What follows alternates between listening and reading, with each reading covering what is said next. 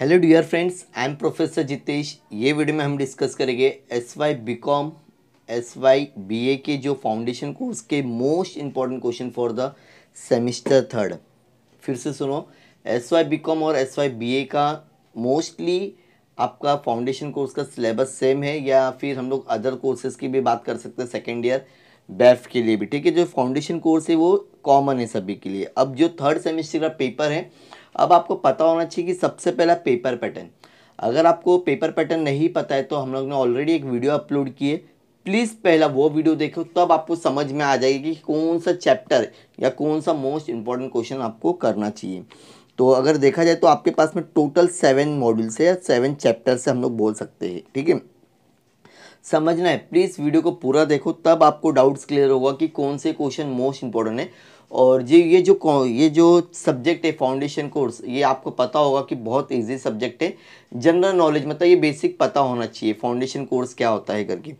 तो अगर आपने फर्स्ट ईयर अगर आपका ऑनलाइन गया रहेगा तो आपको तो कुछ भी नहीं पता होगा। आई नो, इसमें स्माइल करने की कोई बात नहीं है, सभी का ऑनलाइन एग्ज़ाम था तो आपका भी था, तो कुछ पढ़ा ही नहीं होगी। लेकिन ये एफसी का ना ऐसा है कि अगर आप एक बार जस्ट रीडअप भी करोगे ना पैराग्राफ, तो आप लिख सकते हो, इजीली लिख सकते हो। बहुत इजी पेपर होता है, बस आपको थोड़ा सा कंसेप्ट क्लियर होने की ज़रूरत है। और कंसेप्ट तभी क्लियर होगा जब आप उसके बारे में थोड़ा सा पढ़ोगे।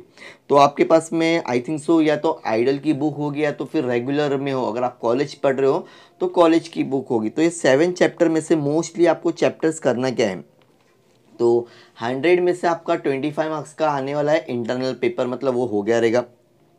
अब हम बात करते हैं 75 मार्क्स का। पेपर पैटर्न के हिसाब से 7 चैप्टर पढ़ना है सर, और इसमें ऐसा कोई नहीं है फिक्स है कि ये चैप्टर में से कंफर्म ये क्वेश्चन आएगा, ये चैप्टर में से कंफर्म ये क्वेश्चन आएगा। लेकिन आप सबसे पहले अगर मैं बताऊँ तो एकदम इजी क्वेश्चन आप करके ले लो, ताकि अगर वो चैप्टर, अगर ये 7 चैप्टर है, अगर आप इसमें से 5 चैप्टर भी एकदम पढ़ते हो तो डेफिनेटली मैं बोलता हूँ एकदम, ताकि ऑप्शन बहुत मिलने वाले आपको, सब ब्रीफ क्वेश्चंस आने वाले। तो अगर मैं बताऊँ तो सबसे पहले तो आपको 2 साल के क्वेश्चन पेपर सॉल्व कर लेने। ठीक है सर, क्वेश्चन पेपर कहाँ मिलेगा आपको? वीडियो के एंड में हम आपको इसका स्क्रीनशॉट दे देंगे कि कौन से पेपर करना है आपको। आप शाला ऐप्स में से भी, वहाँ से भी डाउनलोड कर सकते हो। हम कोशिश करेंगे उसका इंपॉर्टेंट क्वेश्चन, लेकिन मुझे लगता नहीं कि उसकी नीड है। तो मैं आपको, आप हमारे ग्रुप में जुड़ो, एस वाई बी कॉम का ग्रुप है, मैं वहाँ पे डायरेक्टली 2 साल के क्वेश्चन पेपर को अपलोड कर देता हूँ। आप वहाँ से भी वो सारी चीज़ें कर सकते हो। लेकिन अगर चैप्टर वाइज हम देखें कि कौन सा इंपॉर्टेंट है, अगर देखेंगे ना तो आइडल की टेक्स्ट बुक में बहुत लिमिटेड क्वेश्चन दिए। अगर आप उतना भी करते हो तो जैसे कि आपका सबसे पहला जो चैप्टर है, अगर आप इसको भी समझोगे ना, बहुत इजीली क्वेश्चन आपको समझ में आ जाएगी कि कौन से इंपॉर्टेंट क्वेश्चन आने वाले के चांसेस है, ताकि ये फाउंडेशन कोर्स एकदम ज़्यादा टफ क्वेश्चंस नहीं है। तो ह्यूमन राइट वॉल्यूशन, ठीक है। तो अब इसमें अगर हम देखेंगे, आपका जब चैप्टर आपका एंड हुआ है तो वहाँ पे सिर्फ 4 ही क्वेश्चन है, तो ये चारों क्वेश्चन कर लो आप, बहुत इंपॉर्टेंट है। 4 क्वेश्चन करते तो आपको एग्जाम पॉइंट ऑफ व्यू के लिए बहुत ज़्यादा इंपॉर्टेंट हो सकता है। तो ये क्वेश्चन रहे आपके, ये रहे। ठीक है, कहा गया ये क्वेश्चन, मैं आपको बता देता हूँ। Unit and question, what is the vulnerability in India and state the basic features, what are the reason for displacement of tribals, what is effect, discuss the condition of a woman with regard to their health education in the empowerment, in that way their rights to disable person. ये 2-3 बार question आ चुका है, मैं question paper आपके साथ में share करूँगा group में, वहाँ आपको पता चल जाएगा। 4 क्वेश्चन है, डेफिनेटली ये क्वेश्चन आएगा। अगर आप ये 4 क्वेश्चन करते तो 100% इतना हो जाएगा कि आपके 15 मार्क्स तो पक्के हो जाएंगे। तो चारों क्वेश्चन कर लो, एक क्वेश्चन 100% आपको मिल जाएगा। अब आपका आता है second chapter, constitutional provisional law. ये थोड़ा चैप्टर ना टफ पड़ेगा, इंपॉर्टेंट तो है, लेकिन ये ऐसा है ना, थोड़े से वर्डिंग ना इसमें लॉ के आने वाले, तो जब तक आप याद नहीं करोगे, समझोगे नहीं, तब तक कुछ नहीं लिख पाओगे। और ये चारों क्वेश्चन ऐसा, खाली आप एक बार रीडिंग भी कर लिए ना, हाँ भाई ये ऐसा है, ये ऐसा है, तो आप लिख सकते हो उनसे। बट ये चैप्टर के लिए आपको कंसेप्ट पूरा क्लियर होना चाहिए, ताकि आपको नाम से समझ में आ रहा है लॉ है, मतलब इसमें एक एक चीज़ आपको पढ़ना पड़ेगा। तो कर सकते हो ये क्वेश्चन भी, इसमें भी हम लोग एट द एंड देखते हैं कौन से मोस्ट इंपॉर्टेंट क्वेश्चन है, तो एक आपको एक आइडिया मिल जाएगी कि इसमें से क्वेश्चन करना चाहिए। लेकिन ये क्वेश्चन थोड़ा सा टफ है, इंपॉर्टेंट है, मैं बोल रहा फिर से, चैप्टर बहुत इंपॉर्टेंट है लेकिन थोड़ा सा टफ पड़ेगा आपको। ठीक है, तो मोस्ट इंपॉर्टेंट क्वेश्चन आपको एट द एंड ही मिलते। तो यहाँ पे भी है, do you believe that legal provision alone can resolve the issue of vulnerable groups in India, what is the fundamental, ये बहुत बार आ चुका है, fundamental rights. State the provision made under the prevention atrocities, has the law preventing women's against the domestic violence empowered, what are the redressal mechanism, describe any one such mechanism introduced by the government, what are the main function of a national human right commission। ये 6 question करते हैं, again आपका 1-2 question confirm हो जाएगा। तो starting के 2 question आपके लिए बहुत ज़्यादा इंपॉर्टेंट है। अब हम लोग एनवायरनमेंट की बात कर लेते हैं। वेरी वेरी इंपॉर्टेंट चैप्टर होते हैं ये, तो मुझे लगता है कि बच्चा रीडिंग नहीं भी करेगा स्टूडेंट्स तो भी एग्जाम पॉइंट ऑफ व्यू में एकदम ईजिली लिख सकता है। पूरा एनवायरनमेंट के बारे में है, अगर आपने ईवीएस पढ़ा होगा तो आपको ये क्वेश्चन सारे इजीली आप सॉल्व कर सकते हो। इसको भी खाली आपको एक बार जस्ट पॉइंट रीडिंग करना है और ओन से लिखोगे तो भी चलेगा। अब यहाँ पे 3 क्वेश्चन है, 100% एक क्वेश्चन आने वाला है, तो ये क्वेश्चन आप करके जाओ। Explain the extension in the state trade to environment from the extension, दो रिलेटेड तो आएगा ही।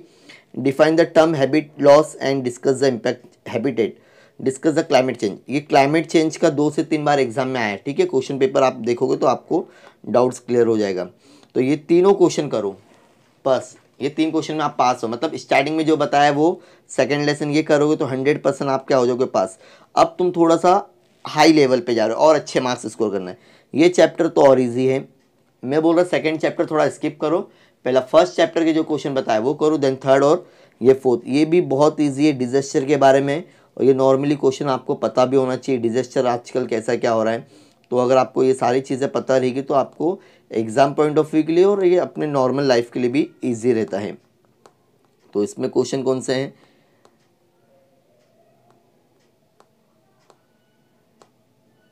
आपको लगेगा कि सर आपने तो पूरी बुक ही बता दी, लेकिन बहुत इजी है। एफसी का पेपर ऐसा है आप सिर्फ 2 दिन में पढ़ोगे ना तो भी क्लियर कर लोगे।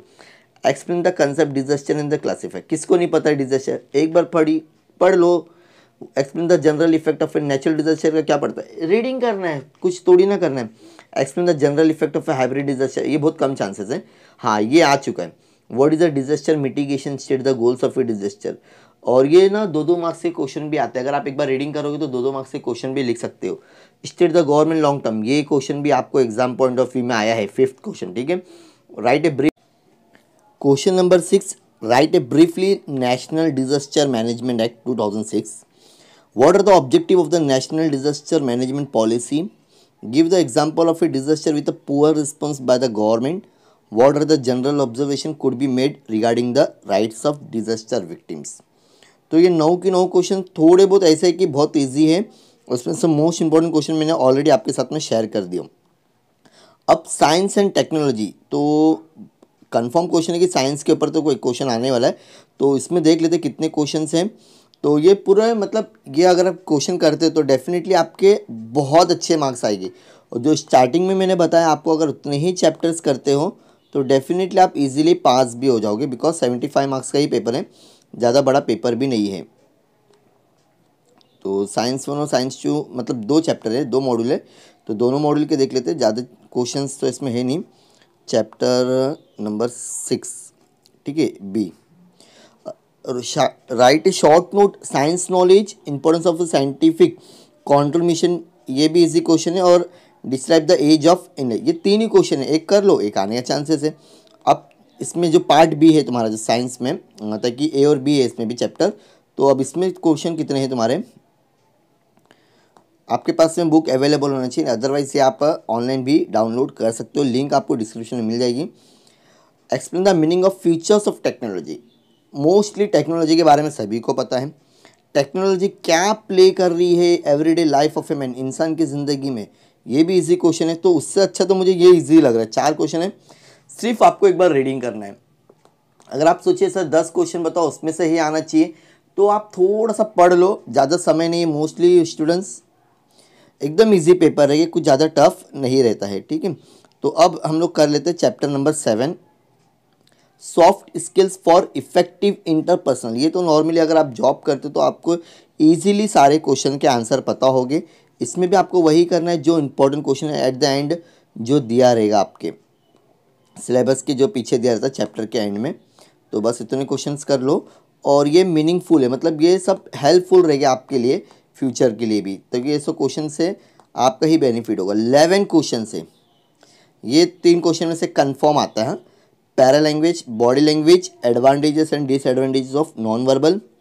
देन इफेक्टिव लिसनिंग किसको बोलते हैं। अगर आपने F5 बीकॉम में बिजनेस कम्युनिकेशन पढ़ा होता तो मुझे लगता है इसको पढ़ने की ज़रूरत भी नहीं है, लेकिन आपने F5 बीकॉम में ऑलरेडी ऑनलाइन एग्जाम दिया तो कुछ पता नहीं है। ये सिर्फ और सिर्फ F5 बीकॉम का पूरा पहला चैप्टर ही से है। एकदम इजी क्वेश्चन है। पैरा लैंग्वेज क्या होता है, explain the meaning of importance self awareness, ये भी मोस्टली इजी क्वेश्चन से। Explain the meaning of importance of self awareness, state the importance of body language, communication, एकदम ईजी है। कुछ इन्फॉर्मल चैनल एक बार पढ़ो। जो टफ क्वेश्चंस लगता है उसको आप क्या कर दोगे। टीम बिल्डिंग बहुत बार क्वेश्चन आया, अगर आप क्वेश्चन पेपर देखोगे तो क्वेश्चन पेपर आपको ग्रुप में मिल जाएगा, प्लीज़ आप ग्रुप में ज्वाइंट हो जाओ। और टीम बिल्डिंग का क्वेश्चन हमेशा आ रहा है, याद रखो, ठीक है। So this is the most important question. Sir आपने तो पूरी बुक ही बता दिए, तो चलो इन शॉर्ट अगर हम लोग एकदम शॉर्ट में करना जाएँ तो चैप्टर्स आपके टोटल 7 है। एक बार वापस से मैं आपको ब्रीफ में बता देता हूँ शॉर्ट में। अगर एकदम ईजी में बताऊँ तो पहला चैप्टर करो आप एकदम अच्छे से, देन एनवायरमेंटल का कर लो 3rd और 4th, देन 7th। अगर ये 4 चैप्टर भी करते तो डेफिनेटली आपके अच्छे मार्क्स आ सकते हैं और पास तो एकदम आसानी से हो जाओगे आप लोग, ठीक है। और ये सारे क्वेश्चन ऐसा है, बस आपको एक बार रीडिंग करना है। हाँ, सेकंड चैप्टर थोड़ा सा क्रिटिकल है, थोड़े से उसमें लॉस के वर्ड यूज़ हो गए। होप ये वीडियो आपके लिए यूज़फुल रहा होगा मेरे दोस्तों। SY बीकॉम, SY BA या SY BEF अगर फाउंडेशन कोर्स है तो ये वीडियो आपके लिए बहुत इंपॉर्टेंट है। ग्रुप में ज्वाइंट होने के लिए लिंक आपको डिस्क्रिप्शन में मिल जाएगी, जिसके थ्रू आप हमारे व्हाट्सएप ग्रुप में जुड़ जाओगे। तो इसके आंसर आप खुद ही अपने टेक्स्ट बुक में ही फाइंड आउट कर सकते हो। सो मिलते हैं नेक्स्ट वीडियो में। Thank you so much for watching my video. Bye bye.